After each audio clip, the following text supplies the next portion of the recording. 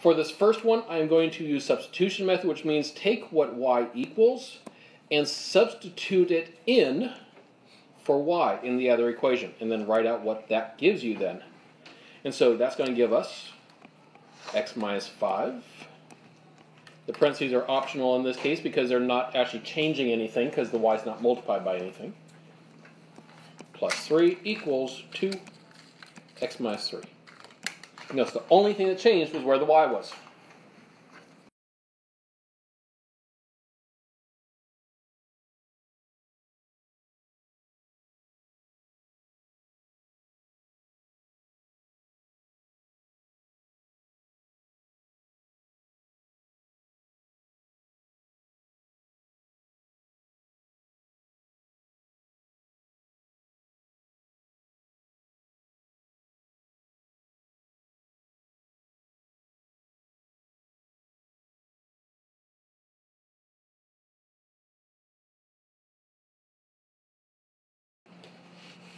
All right, so when you've worked all that part through, you end up finding that 4 equals x. So that gives us one of our coordinate answers.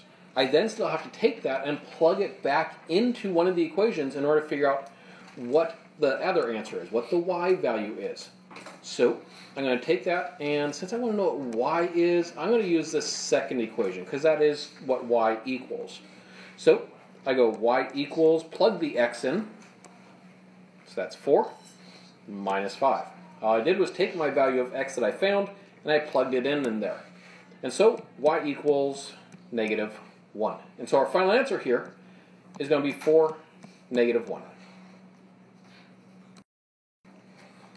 Now make sure you have that worked down and correct, because it's going to go away here in a moment, so we have room to work the second problem. All right, on to the second problem now. All right, and so for this second one, we're going to use elimination method. Now I use elimination method because when it's set up, notice the x's are above the x's, the y's are above the y's, the equal signs are all lined up vertically, and the stuff on the right side, it's all just numbers. In other words, everything is lined up straight above the stuff that it's like. All right. Now, when I do this, elimination method means we add the equations. But if I did that right now, it wouldn't be very helpful, would it? Because that would end up giving me 5x minus 2y equals 12. That's not very helpful because I still have an x and a y in there. The goal of elimination method is to eliminate one of the variables when we add them. And so, rather than doing that, I got to multiply one or both of the equations by something to make them eliminate. Now, when it comes to doing that, we got a couple options.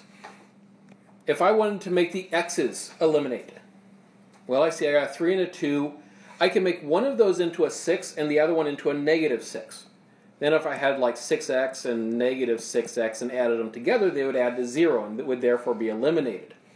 That's one option. The other option is that I could do that with the y's. So in order to make the y's add to 0, I could make them both into 15s. So like a 15y and a negative 15y. And that would work as well. And it doesn't really matter which one you do. They both are going to be valid and beneficial. For me, though, I'm actually going to go with the y's. The only reason is that because with the y's, I already have one of them being plus and one of them being minus, which is what I need to have in my end result. So it means I don't have to multiply through by a negative, which makes my life a little easier. And plus, anytime we multiply through by a negative, it's more prone to an error of some sort along the way, because we might make a mistake and lose track of a negative. So if I can already use the one that's positive and negative, I do. All right, so for the top equation, what do I multiply that by in order to turn this 3y into a 15y? 5. Yep. So I multiply the top equation by 5. Everything on both sides of that equation is going to be multiplied by 5. So that's going to give me 15x plus 15y equals 15. Okay. Then, the second one. What do I multiply that by to turn this negative 5y into a negative 15y? 3. So I multiply everything there by 3. That's going to give me 6x minus 15y equals 27. I'm going to keep that curly bracket on the left-hand side there because this is still the original system. And anytime we're still describing the system, I still keep that curly bracket next to it to show that these are related equations. Now I can go ahead and use the elimination method, which at this point is actually much simpler. I'm simply going to add the equations straight down. That's why they got to be lined up so nicely at the start. They add straight through. All right, so 15 plus 6, that's going to give me 21x. And then double check the one that you want to be eliminated. 15 plus negative 15 is 0. So, okay, that checks out. And then I do the 15 plus the 27, which is going to give me 42. So I have 21x equals 42. Okay, so divide both sides by 21.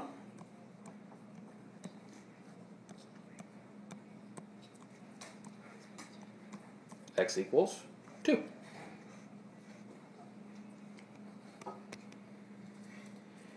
Now, just like the other problem, once I know what x is, I still have to plug it in and figure out what the y is.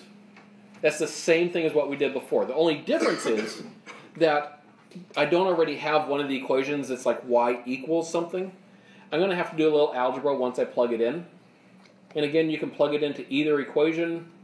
I don't think it really matters to me which one I plug it into here, so I'm going to plug it into the first one. And I'm plugging it into the original. I would like to plug it into the original, that way if I can't read my own handwriting, I don't make a mistake or something. So I'm going to go 3 times, okay, I know the x value, that's the 2, plus 3y equals 3. All right, now solve the equation. 6 plus 3y equals 3. Subtract the 6 from both sides.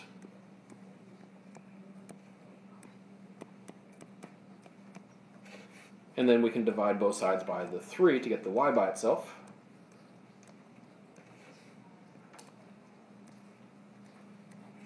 And there we have our final answer. So the final answer here is at 2, negative 1.